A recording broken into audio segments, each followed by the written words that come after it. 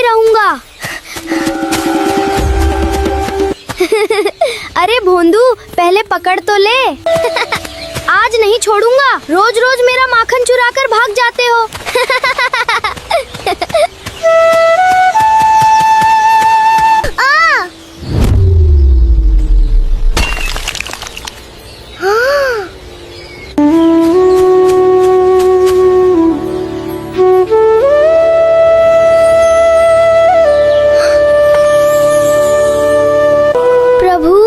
लेकिन आखिर यह सब शुरू कैसे हुआ?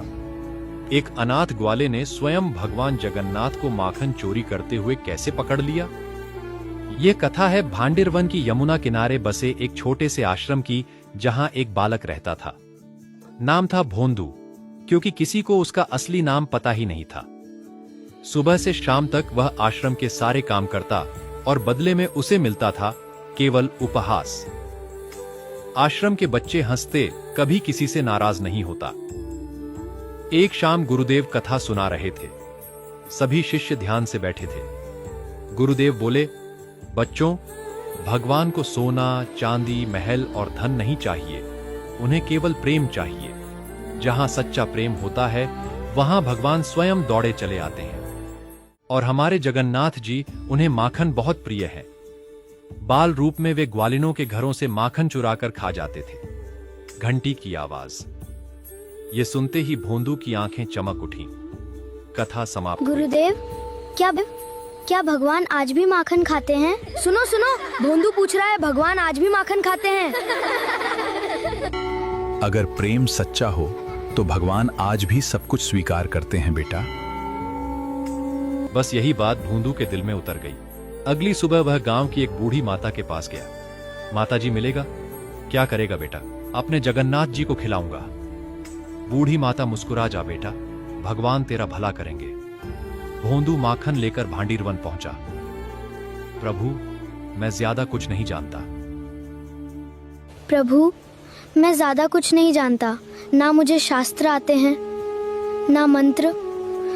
लेकिन गुरुदेव ने कहा है कि आपको माखन पसंद है, इसलिए ये आपके लिए लाया हूँ। गाय चराने चला गया। शाम को लौटा तो मटकी खाली थी। भोंदू खुशी से उछल पड़ा। वाह, मेरे प्रभु आए थे। लेकिन उसे क्या पता, असली चमत्कार तो अभी शुरू हुआ था। आज मैं देखूंगा आखिर मेरा माखन कौन खाता है। लेकिन इस बार वह दूर नहीं गया। आज पता चल जाएगा मेरा माखन कौन खाता है। बरगद के पीछे एक बड़ी झाड़ी थी। भोंदू वहीं छिप गया। उसकी नजर लगातार मटकी पर थी। नहीं, मुझे जागते रहना होगा। 1 घंटा बीता, फिर 2 घंटे बीत, लेकिन कोई नहीं आया। धीरे धीरे दोपहर हो गई। गर्मी बढ़ने लगी। भोंदू को नींद आने लगी। और तभी रन झुन रणुन रण नझुन किसी के पैरों से आती मधुर आवाज सुनाई दी। वाह, आज तो माखन बहुत स्वादिष्ट है।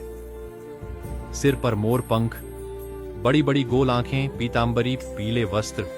अरे, यह तो मेरा माखन चोरी कर रहा है। हम रुको। हाँ, आज पकड़ लिया ना? रोज रोज मेरा माखन चुराकर भाग जाते हो। भोंदू भी उसके पीछे दौड़ पड़ा। हंसी, आज बचकर नहीं जाओगे मेरा माखन चुराने वाले। अरे भोंदू, पहले पकड़ तो ले। कुछ देर बाद बालक एक चट्टान के पास पहुंचा। उसने पीछे मुड़कर देखा। भोंदू बिल्कुल पास आ चुका था। वह मुस्कुराया, लेकिन तभी संगीत उसका पैर फिसल गया। मटकी हाथ से छूट गई। सारा माखन जमीन पर उठ गया। भोंदू दौड़कर उसके सामने पहुंच गया। दोनों कुछ क्षण एक दूसरे को देखते रहे। फिर भोंदू धीरे से बोला, तुम कौन हो? अरे, 3 दिन से मेरे लिए माखन ला रहा है। हाँ, और अब पूछ रहा है मैं कौन हूं? की धड़कनें तेज हो गईं। उसने फिर ध्यान से देखा। उनके सिर पर सुंदर मोर पंख शोभा देता है। वे पीतांबरी पीले वस्त्र धारण करते हैं। प्रभु, क्या आप मेरे जगन्नाथ जी हो? तो आखिर तूने पहचान ही लिया भोंदू। वह दौड़कर भगवान के चरणों में गिर पड़ा। प्रभु प्रभु। लेकिन अगले ही पल भगवान ने ऐसी बात कही जिसे सुनकर भोंदू पूरी तरह हैरान रह गया। संगीत, अब मुझे भी एक शिकायत है। भगवान मुस्कुराए और बोले, भोंदू, पहले पहले रोना बंद कर। हाँ, मुझे बहुत जोर की भूख लगी है। कुछ खाने को है क्या? और यहीं से शुरू हुई भगवान और भोंदू संगीत की अनोखी मित्रता। भोंदू की आंखों से लगातार आंसू बह रहे थे। उसे अभी भी विश्वास नहीं हो रहा था। जिस भगवान को देखने के लिए बड़े बड़े आर्षे तपस्या करते हैं, वो आज उसके सामने खड़े थे और ऊपर से माखन चोरी करते हुए पकड़े गए थे। अरे भोंदू, इतना मत रो, पहले कुछ खाने को दे। प्रभु, मेरे पास बस इतना ही है, कृपया इसे स्वीकार कर लीजिए। संगीत। प्रभु आज नाखन जमीन पर गिरा दिया तो क्या हुआ? कल और ले आना। अरे तू खा क्यों नहीं रहा? हाँ प्रभु, आपको खाते हुए देखकर ही मेरा पेट भर जाता है। भोंदू, तू सचमुच बड़ा अजीब है। उस दिन देर शाम तक दोनों बातें करते रहे। कल फिर माखन लेकर आना, और हाँ, थोड़ा ज्यादा लाना, मुझे बहुत भूख लगती है। ठीक है प्रभु। कल 2 मटकी लाऊंगा। भगवान मुस्कुराए और अगले ही पल जंगल के अंदर गायब हो गए। अब यह रोज का नियम बन गया। सुबह भोंदू आता, माखन लाता, भगवान आते, दोनों साथ बैठकर खाते, फिर घंटों बातें करते। धीरे धीरे संगीत दोनों में गहरी मित्रता हो गई। तो मां, एक दिन आश्रम में भोंदू बहुत खुश दिखाई दे रहा था। क्या बात है बेटा, आज बड़े प्रसन्न लग रहे हो। भोंदू मुस्कुराया, लेकिन कुछ बोला नहीं। उसी समय एक शिष्य दौड़ता हुआ आया। गुरुदेव, मैंने अपनी आंखों से देखा है। हां, भोंदू रोज जंगल में किसी से बातें करता है। लगता है अब ये पेड़ों से भी बातें करने लगा है। लेकिन गुरुदेव गंभीर हो गए। उन्हें भोंदू पर पूरा विश्वास था। शाम को उन्होंने भोंदू को बुलाया। सच सच बताना बेटा, तू जंगल में किससे मिलता है? गुरुदेव, अपने जगन्नाथ जी से। पूरा आश्रम स्तब्ध रह गया। कुछ क्षण के लिए सन्नाटा छा गया। फिर सभी शिष्य जोर जोर से हंसने लगे। देखा हंसी, देखा, हमने कहा था ना। भोंदू पागल हो गया है। लेकिन गुरुदेव नहीं हंसे। उन्होंने भोंदू की आंखों में देखा। वहां छल नहीं था, सिर्फ सच्चाई थी। अगर सच में भगवान आते हैं तो क्या तुम उन्हें आश्रम ला सकते हो? क्यों नहीं गुरुदेव, हां, मैं अभी कह दूंगा। मेरे प्रभु, मेरी बात कभी नहीं। मैं अभी कह दूंगा। मेरे प्रभु मेरी बात कभी नहीं टालते। ये सुनकर गुरुदेव की आंखें भर आईं।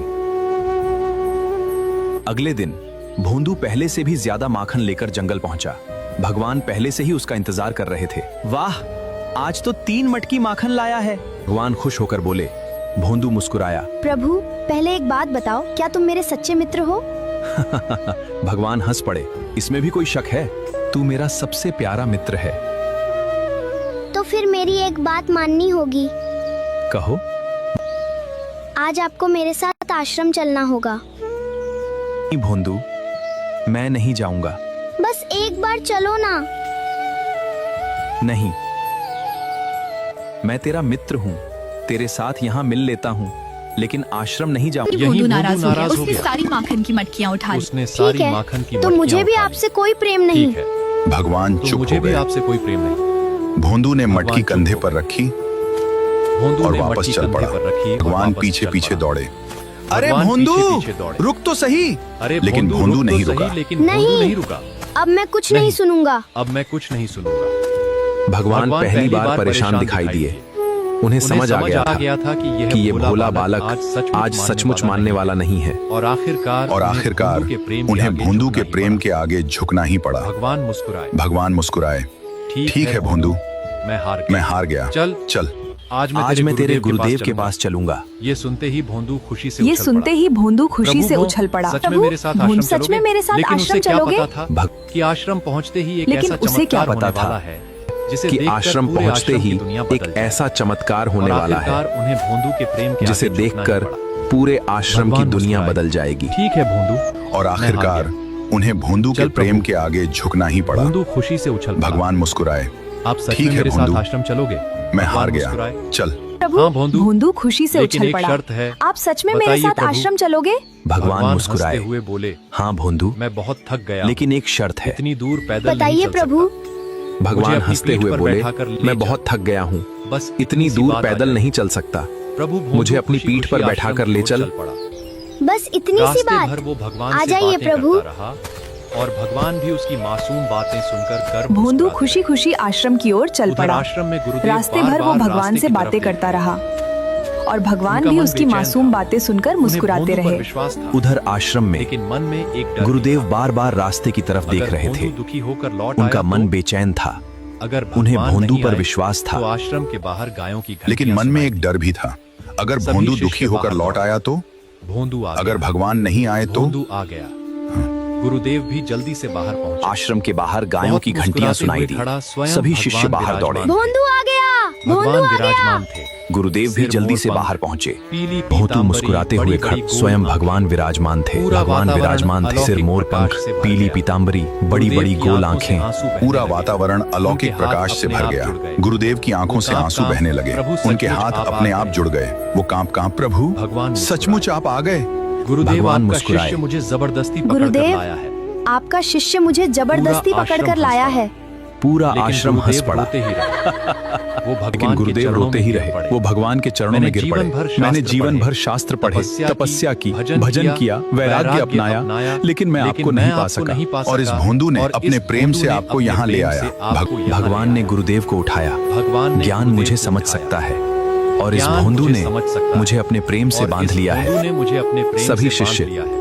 सभी शिष्य सभी शर्म से शिष्य, सिर सभी झुकाकर, शिष्य शर्म जो से कल सिर तक भोंदू को झुकाकर, मूर्ख कहते जो कल थे, तक भोंदू को आज मूर्ख वही उसके कहते सामने थे, खड़े होकर रो आज रहे वही थे। उसके सामने एक खड़े शिष्य होकर आगे रो रहे आया। थे। भोंदू, एक शिष्य आगे हमें आया। माफ कर दो। भोंदू, हमें हमने माफ कर हमेशा दो। तुम्हारा मजाक उड़ाया। हमने हमेशा तुम्हारा मजाक कोई बात नहीं उड़ाया। भाई, मैं तो कब का कोई भूल बात चुका नहीं हूँ। भाई। भगवान ये देखकर बहुत प्रसन्न मैं तो कब हुए। का भूल देखो, चुका हूँ। जिसके मन में भगवान छल ये नहीं देखकर होता, बहुत प्रसन्न जिसके हुए। मन में घृणा देखो, नहीं जिसके होती, मन में छल नहीं होता, मैं स्वयं जिसके उसके मन पास में चला घृणा आता नहीं हूँ। होती, मैं स्वयं उसके उस पास दिन चला देर आता रात तक आश्रम में हूँ। उस भजन दिन चलता देर रहा। रात तक आश्रम में सभी भजन लोग चलता भगवान रहा। के दर्शन करते रहे। सभी लोग भगवान के दर्शन करते रहे और भोंदू भगवान के बिल्कुल और पास भोंदू बैठा रहा। भगवान के बिल्कुल पास बैठा रहा, जैसे कोई छोटा बच्चा अपने सबसे प्रिय मित्र के साथ बैठा हो। कुछ दिनों तक यही कुछ क्रम दिनों चलता तक रहा। यही क्रम चलता रहा। भोंदू रोज भगवान से मिलता, उनके साथ माखन खाता, उनके साथ माखन खाता, बातें करता, उनके और साथ फिर बातें वापस करता। आश्रम आ जाता। लेकिन एक दिन कुछ और अलग फिर हुआ। शाम हुई, गाय वापस लौट आई, खोजने निकल पड़ा। भोंदू नहीं लौटा। गुरुदेव भी रोते हुए जंगल पहुंचे, फिर भी वह नहीं आया। लेकिन वहां उन्हें केवल एक खाली मटकी मिली और बरगद के पेड़ के नीचे मोर पंख पड़ा हुआ था। उसी रात को स्वप्न में भगवान के दर्शन हुए। गुरुदेव, चिंता मत कीजिए, भोंदू अब मेरे साथ है से आंसू बह रहे थे। लेकिन इस बार उन आंसुओं में दुख नहीं था, क्योंकि उनका भोंदू अपने सबसे प्रिय मित्र के साथ जा चुका था। उस दिन से आश्रम में एक बात हमेशा कही जाने लगी, भगवान को पाने के लिए बड़ी विद्या नहीं चाहिए, बड़ा पद नहीं चाहिए, बड़ा ज्ञान नहीं चाहिए। को पाने के लिए केवल भोंदू जैसा सच्चा हृदय चाहिए। और आज भी वहां हंसी सुनाई देती है, और उसके साथ किसी माखन चोर की भी। बोलिए भक्त वत्सल भगवान जगन्नाथ जी की जय। अगर इस भक्ति कथा ने आपके दिल को छुआ है तो वीडियो को लाइक जरूर करें।